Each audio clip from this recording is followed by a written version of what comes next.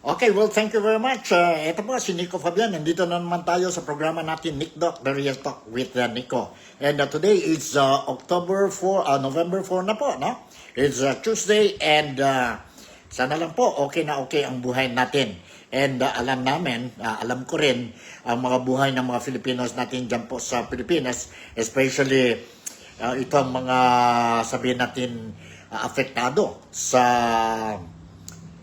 severe typhoon natin dyan po sa Pilipinas. Ang pangalan ng typhoon natin ngayon dyan po sa Pilipinas ay Typhoon Tino. Now, naglandfall na po dyan sa Pilipinas, no? Ang Typhoon Tino, and magdasal tayo po mga Filipinos dito sa Malaysia, dito po sa Sabah. I would like to appeal each and every one of us po who is watching itong programa natin, no? Nick Talk, The Real Talk with Nico on a Tuesday morning. Let us pray for the safety and of all the Filipinos who are affected by this Typhoon Tino, no? Diyan po sa Pilipinas.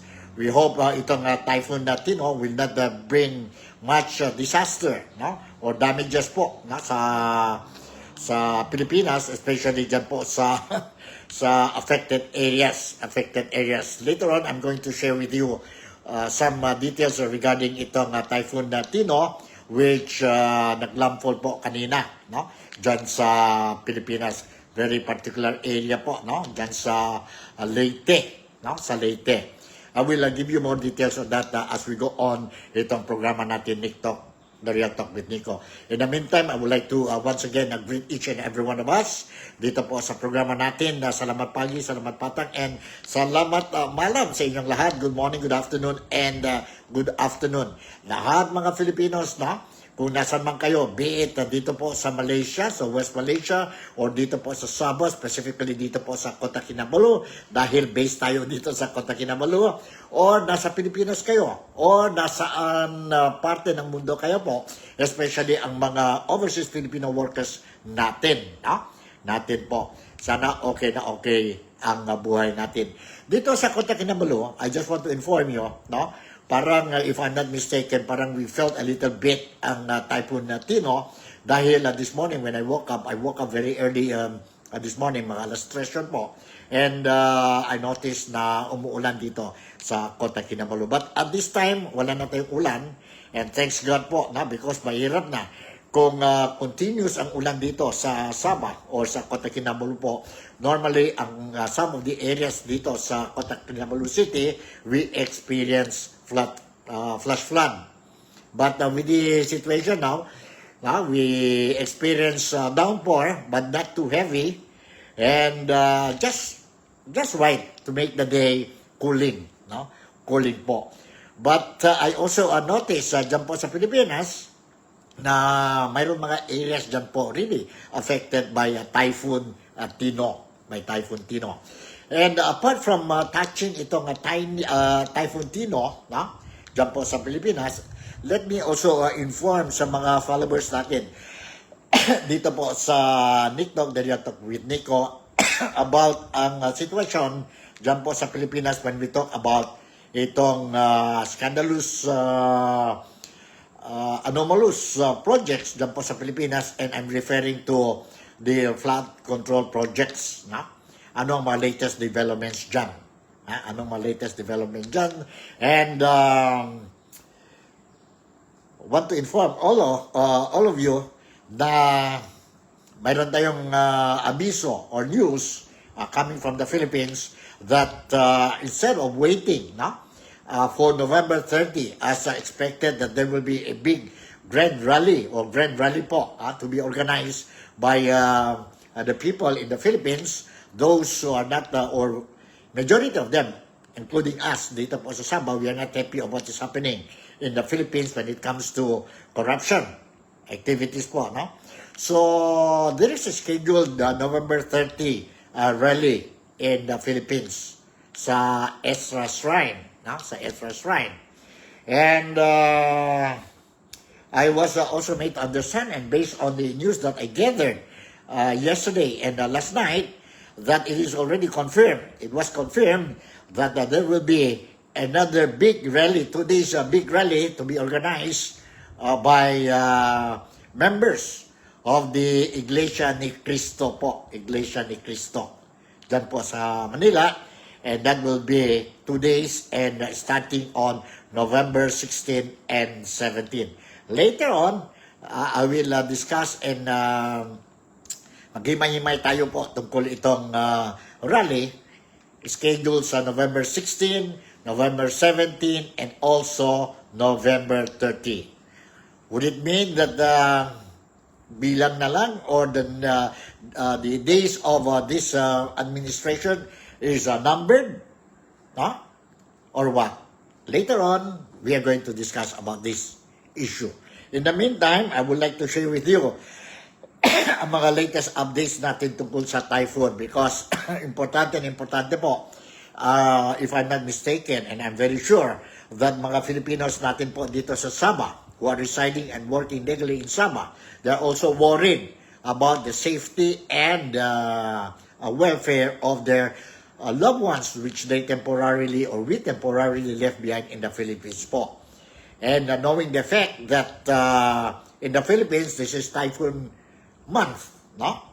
Typhoon month po, and we're expecting more typhoons will be coming in, and we are just hoping that it will not be that strong and not much damages po, no? Not much damages, and that includes also, we are hoping that there won't be any fatalities po. Once again, I would like to say the name of the typhoon in the Philippines now is called Typhoon Tino, T-I-N-O. Malakas ito po, no? Malakas ito and expected to leave the country, Philippine area of responsibility, either on tomorrow or Thursday. Either tomorrow afternoon or evening or maybe in the morning of Thursday.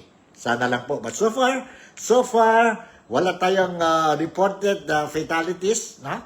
And sabihin natin, serious damages itong sa Typhoon Tino. Anyway, it was also reported dyan po sa Pilipinas today that signal number 4 is still up in parts of Visayas as Tino approaches Cebu. Nandito na po, I'm going to give you some of the details regarding itong Typhoon Tino dyan po sa Pilipinas. Typhoon Tino is bettering parts of the Visayas as it barrels westward towards Cebu. Statement Weather Bureau Pagasa said today. In its 2 a.m. bulletin on Tuesday or today po, Pagasa said Tino made landfall over Silago, southern Leyte. Naglandfall na po kanina ang Typhoon Tino dyan po sa southern Leyte, particularly dyan po sa lugar which we called Silago. Sa ito po, sa southern Leyte. By 5 a.m. this morning, the typhoon's center was last spotted over the coastal waters of San Francisco, Cebu. The typhoon packs a maximum sustained winds of 150 kilometers per hour near the center and gusts of up to 205 kilometers. It is moving westward at 25 kilometers per hour. Typhoon force winds extend outward up to 300 kilometers from its center, Pagasa said. The State Weather Bureau's raised tropical cyclone wind signal in the following areas. Ito po, mga areas po. The western and southern portion of Leyte, Mahablak, Abuyog, City of Baybay, Inopacan, Ilongos, Hindag, Bato, Matalom, Javier, MacArthur, La Paz, Mayonga, Buren, Isabela, Miranda, Alberta, Dulag, Julieta, Palumpon. The northern central portion of Cebu includes Lapu-Lapu City, Cordova, Manduque City, Cebu City, Balaban, Asturias, Davao City, Compostela, Liloan, Consolacion, Borbon, Carmen, Tubungan or Tuburan, Catmon, Sugot, Tabuelan, Tabogon, San Romeo, City of Bogo, Toledo City, City of Talisay, Minganila, Mendilan, Daan Bantayan, including Camotes Islands and Bantayan Islands, the northeastern portion of Bohol. Ito po ang mga areas affected dyan po sa Typhoon Tino. No? So far, we were made to understand that wala pang major, sabihin natin, damages reported dahil po sa Typhoon Tino. And let's continue to pray and hope that sana lang po, by bukas or by Thursday po, kung mag-alis na si Typhoon Tino po, we will not be hearing mga reports ang mga damages po. Although, mayroon na po mga areas, ang mga electric post natin, street post natin po na natumba. No? And despite the malakas ang angin po, but okay na po. I also saw sa Facebook, mga posting dyan po sa social media, mayroon din isang, I don't know what area was that, ang mga tao po pumunta sa dagat, no? Sa Leyte yata yun po.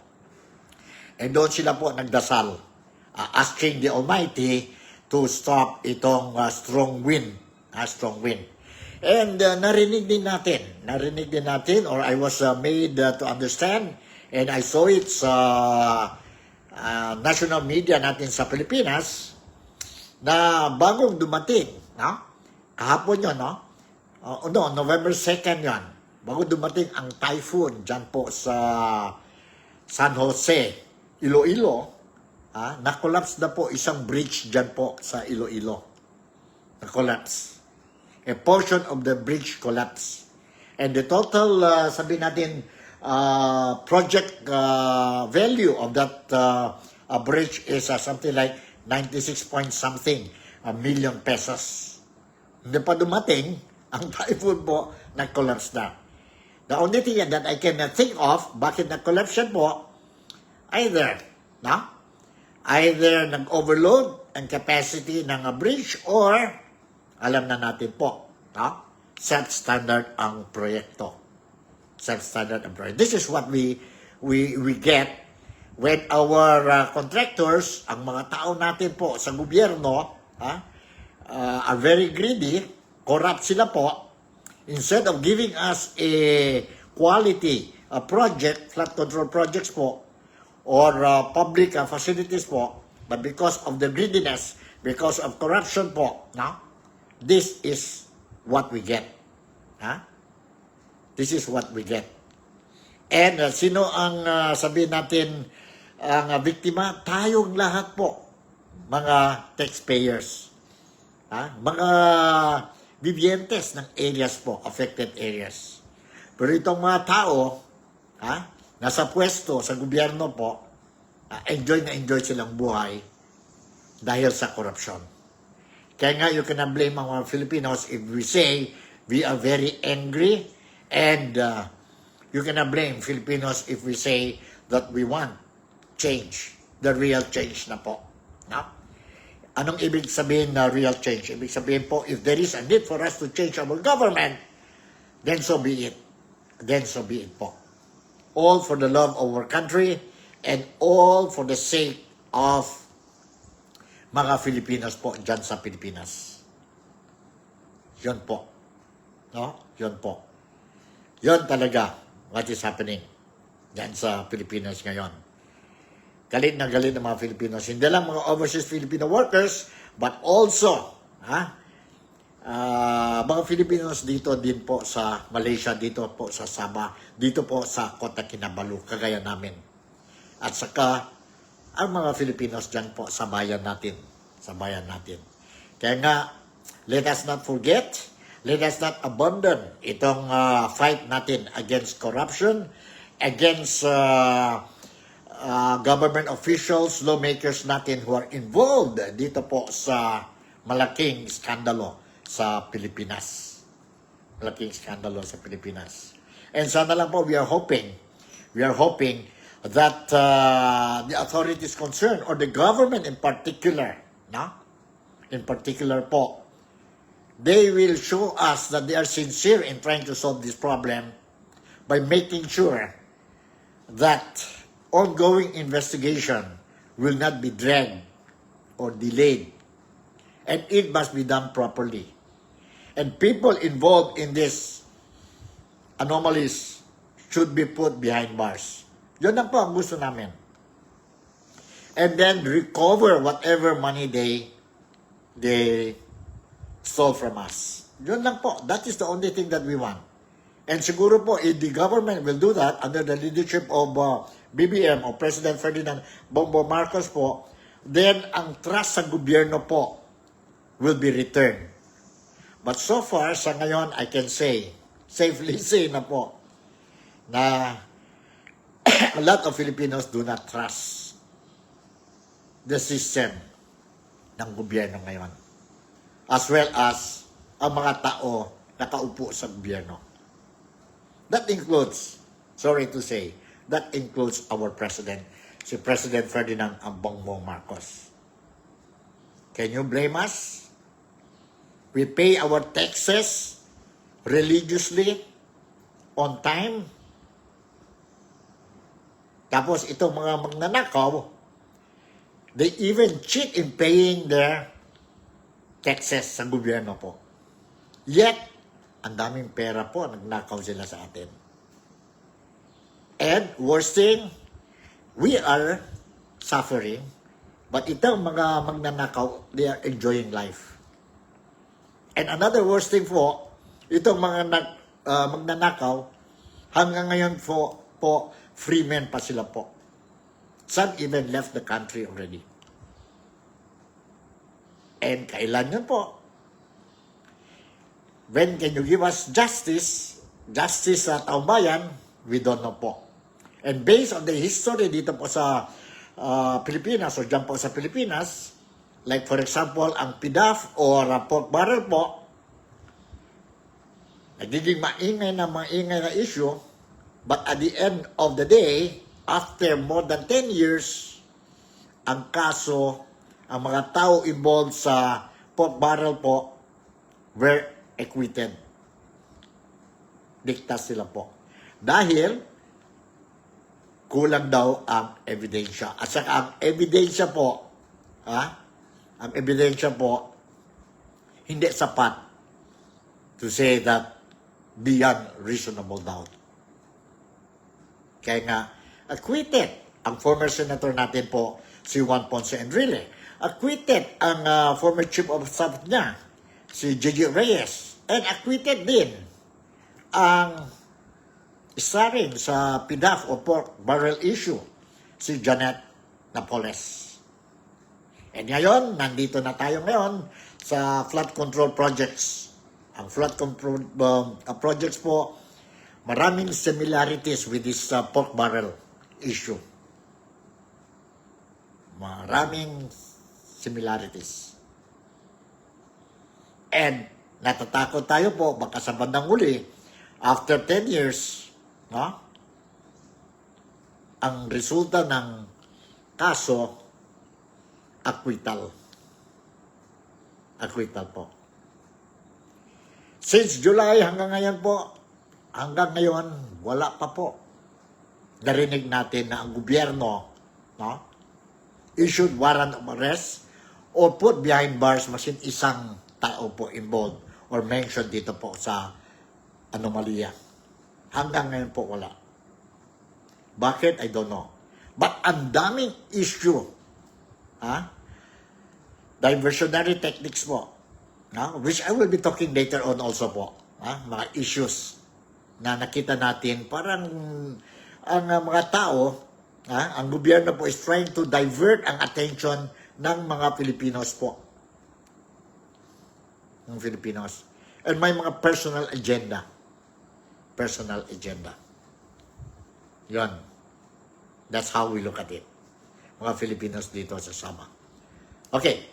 Now, let's talk about flood control projects, blah, blah, blah, blah. Galit na ang mga tao, not only ang mga Filipinos dito sa Sabah, not only mga Filipinos dito sa Malaysia, not only mga overseas Filipinos sa iba-ibang parte ng mundo, not only karamihan ng mga Filipinos dyan po sa Pilipinas, galit na galit tayo po. No? Dahil itong problema natin. So, if you remember, last September 21, mayroon tayong malaking rally, no? Malaking rally na gawa dyan pa sa Luneta Park, no? And some other areas dyan po sa Pilipinas, no? About itong corruption po sa Pilipinas. And if you remember, may mas malaking sabihin natin na rally held dyan po sa Pilipinas, if I'm not mistaken.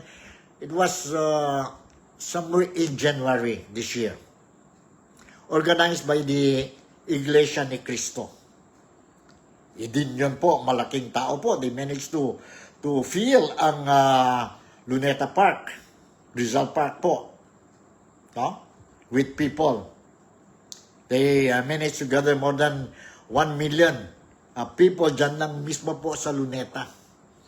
And millions of people also attended ang simultaneous rally carried out sa iba-ibang parte ng Pilipinas by the INC or Iglesia ni Cristo. Okay? Now, kahapon, officials coming from the Iglesia ni Cristo already announced, narinig ko yan po sa mga legit social media natin, media outlets natin dyan po sa Pilipinas, as well as sa social media, na posting po na ang INC or Iglesia ni Cristo confirm na po that they are going to have or organize another huge rally dyan po sa Luneta come November 16 and 17. 2 days ito po. Ang title nila ng rally po is Transparency for Better Democracy. There is no political color here. Walang political color. Transparency for Better Democracy. Ibig sabihin, itong Iglesia ni Cristo po, no? Iglesia ni Cristo po, they really feel it already, ang mga members, na it is only through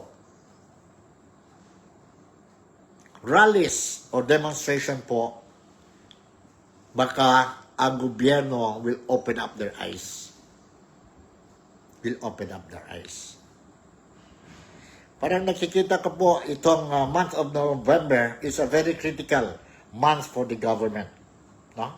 Very critical month of the government sa gobyerno po. Why?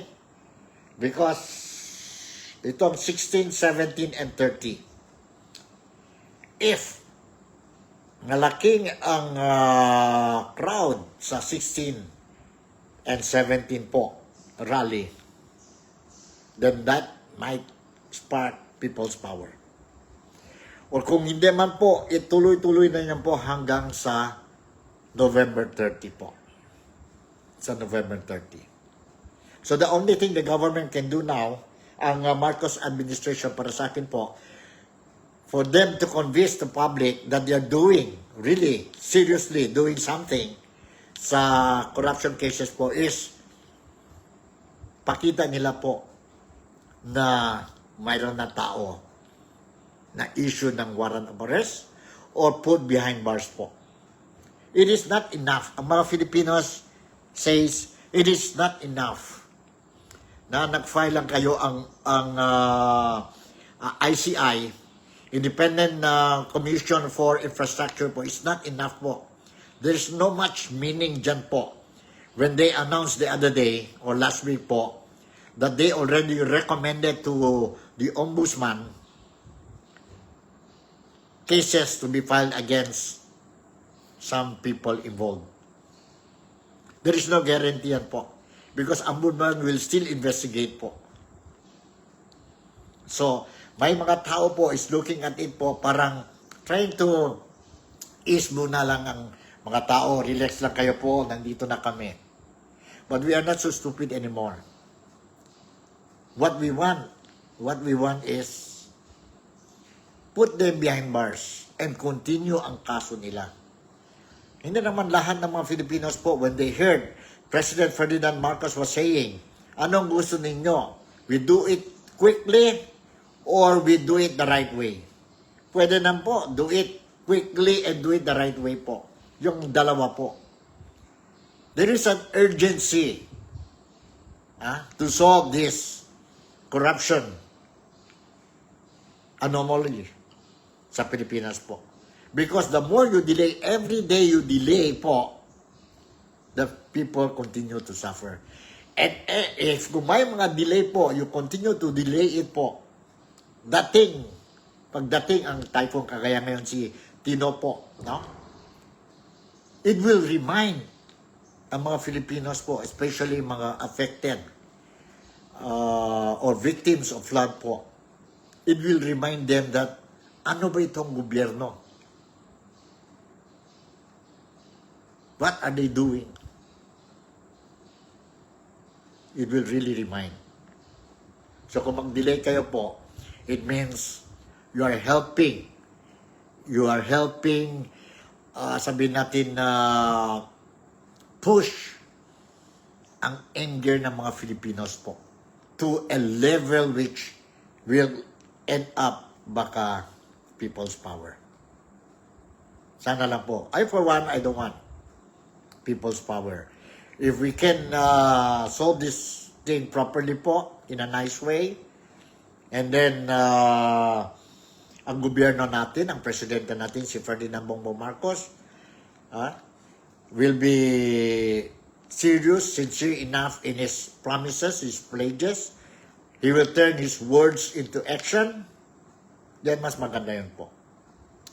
But if he will continue, the president and his government will continue to bluff ang mga Filipinos po, then I think I agree when people says, your days are numbered. Your days are numbered. And this month of November for me, is very critical to the government. Very critical. Alright? So yun po. For one, galit na galit ako sa corruption po. For one, is appealing to my fellow countrymen dito po sa Sabah or dito po sa Malaysia. Although we cannot be physically involved dyan po sa rally nila sa November 16, 17, and 30 po, no? I would encourage sa mga kababayan ko dito po sa Sabah, dito po sa Malaysia, kung pwede po, encourage our loved ones po. Kung physically fit ba sila po, and they are also angry of what is happening sa Pilipinas po, encourage them to participate in the rally po. 16, 17, and 30. To participate sa rally po. Mas marami tayo po, mas malakas ang boses natin po. We are the one who put them in the position, itong mga politicians, mga corrupt. Hindi naman lahat, no? Politicians, senators, or congressmen corrupt. No? We are the one who put them there. Malaki ang sweldo nila po. Tingnan ninyo ang salin nila. Hindi ko nakita maskin isang senador, for example, na ang net worth nila po is below 1 million or below 10 million pesos. Mga congressmen po. I don't think so po. Mga 5 million worth lang sila. Mayaman sila po. Maganda ang sweldo nila po. Malaki ang sweldo nila. And who is paying their salaries? Tayo po, mga taxpayers. And in return, what do we get? Kalokohan. Nakaw ang pera natin. Walang klaseng magandang servisyo ng bigay sa atin. So, yun po. That is the thing that sabihin natin, ako mismo po, kung pwede lang, we will call ang mga relatives natin to participate sa November 16, 17, and 30 rallies po. Importante na important. And of course, let us continue po. Let us continue to pray to our Almighty, no? Na ang problema ng Pilipinas will be solved as soon as possible in a decent, proper way po. Sana huwag na to the extent of having another people's power dyan po sa Pilipinas. Yan ang hingi ko sa mga kababayan ko dito sa Malaysia. And of course, dyan na po sa mga kababayan natin sa iba-ibang parte ng mundo, mga overseas Filipino workers, and ang mga Filipinos dyan sa Pilipinas. Let us be united in one voice. It is only through being united in one voice po that we will be able to achieve our desired goals and objectives po. Para sa kabutihan ng bayan natin. Para sa kabutihan ng lahat ng mga Filipinos po. Remember po, last month, 5 grupo na po, very important groups po, who are shouting in one voice. Ang kabataan, the youth, they are now participating sa demonstration.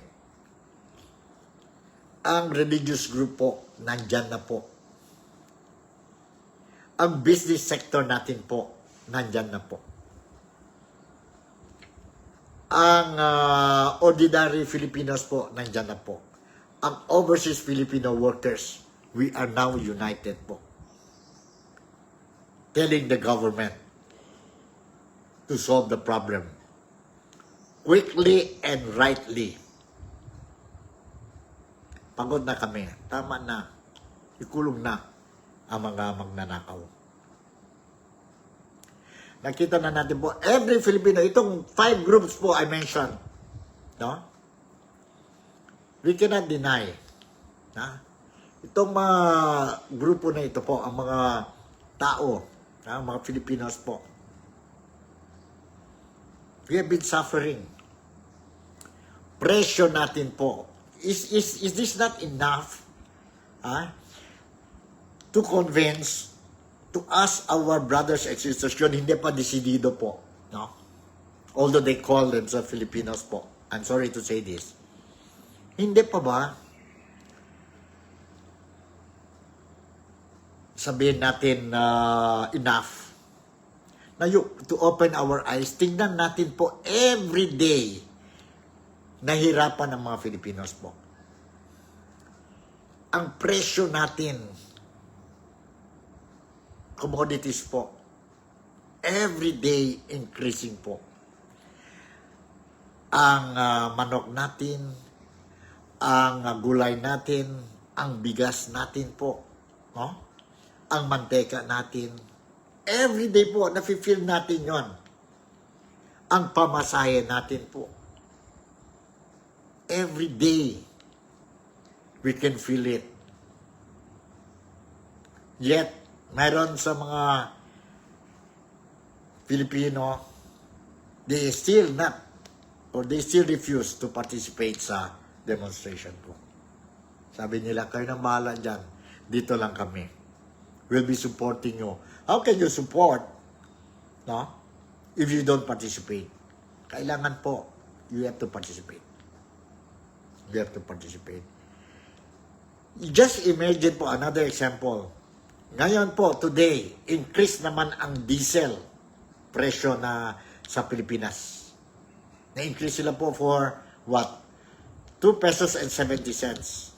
Ang gasolina po, increase ng 1 peso and 90 cents if I'm not mistaken. 90 centavos po. Just imagine po, ang mga drivers ng mga jeepneys natin po, mga tricycle drivers, no? Nahirapan na po. Ang pamasahin na nag-increase, ang sweldo ganun pa rin po, but the cost of living tumaas. Tumaas.